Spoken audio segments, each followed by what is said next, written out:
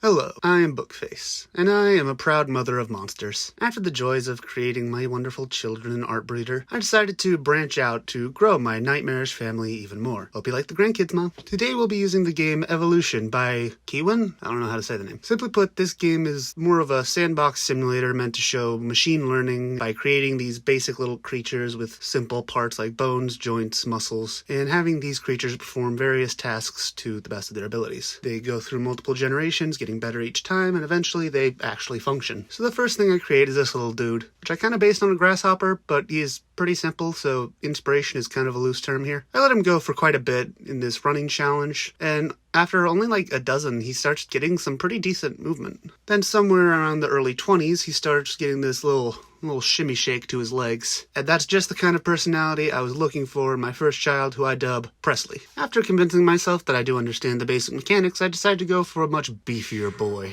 Basically, I not only piled on the bones and muscles, but also made the foolish decision to give it a head and neck. Well, this does add to the personality quite a bit and makes him feel like a real boy. It really throws off his balance and efficiency in the simulator. His first generation kind of looked like a turtle mixed with a Trojan horse, and it goes, poorly, but not for the reasons you'd think. You see, in my hubris, I assumed this ultimate life form could take on any challenge and set him to climb. And yeah, you can see how that went.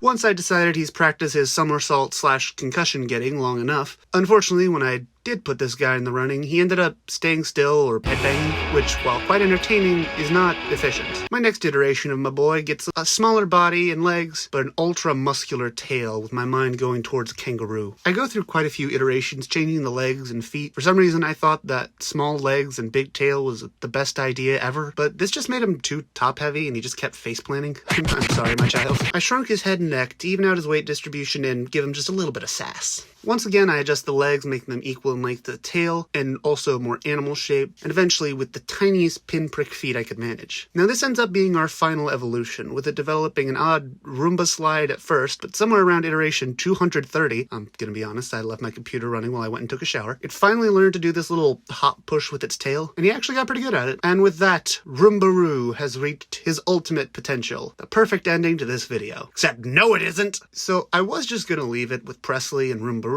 I did a simple version, I did a complicated version, end of video, boom, I can take a nap. But I ended up messing around with the program even more because that climbing challenge was haunting my nightmares. So I didn't actually intend on adding this to the video, so I didn't record the actual creation part of it. Long story short, I made this spidery guy with 7 legs, which wasn't intentional, but I embraced it. So after a couple of somersaults to show off, he starts desperately clinging to the stairs for dear life, unfortunately ripping his legs to pieces in the process. After seeing it utterly dismantle itself, I decided to reinforce the leg with some extra bones, and after nailing a couple backflips, it develops a new face-first method of climbing. At this point, I'm realizing the rigid body it has might be limiting its mobility, so I removed the spine and jam-packed this thing full of muscle tissue. After a few more of its morning flips, it starts grounding itself by sending its front leg into the back rooms.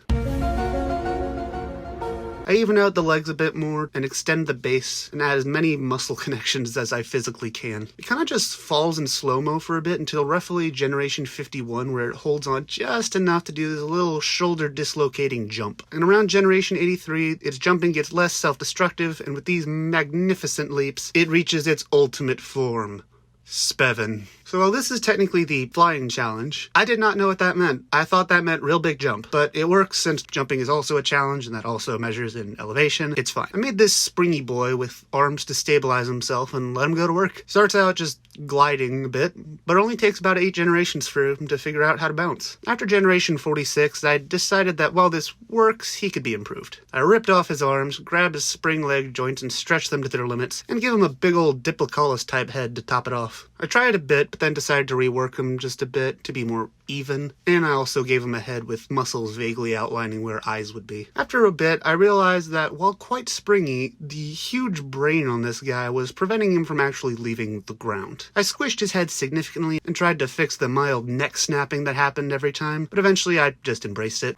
In the end, he may not jump particularly high, but he jumps a lot, very much earning the name Salahammer. Okay, so this next bit was confusing to me, so bear with me. I had to look it up, but apparently you can turn bones into into wings now. You can decrease the weight of joints and bones, increase the strength of specific muscles. You can also have certain muscles move in time with each other, but I did not have the brain power to make that happen. So like most when facing a new challenge they don't entirely understand, I doubled down and went for pure ambition. So I made this Nazca Lines looking dude with 4 wings, a diamond head, and springy legs. I tested out, and I remember, oh right, I forgot the muscles. After laughing at myself for quite a while, I begin the long process of adding the technical features I mentioned before, which I will say was a bit tedious. In my haste of strengthening muscles and lightening bones, I accidentally made the top left wing upside down to predictably horrible results. He kind of just collapses under his own muscles and turns into this writhing mass of horrors before I go back and try to make him not do that. I decided spring legs are for squares, sorry Salahammer, and ended up going back to stickman legs, serving the pure purpose of just being a base for it to stand on. It goes for a moment, but eventually it just kind of develops this little mule kick and it's back to the drawing board. I lighten the head joints, still chaos. I add some more muscles connecting the wings, even more chaos, but at least we're technically airborne. It's at this point I finally realized my biblically accurate toddler had a wing on backwards. I fixed that and suddenly he's breaking much fewer bones and gaining the power of interpretive dance. I decided to cap off my glorious creation by turning his legs into smaller wings. Not only does he fly, but he takes off like a spider sprinting along an invisible web.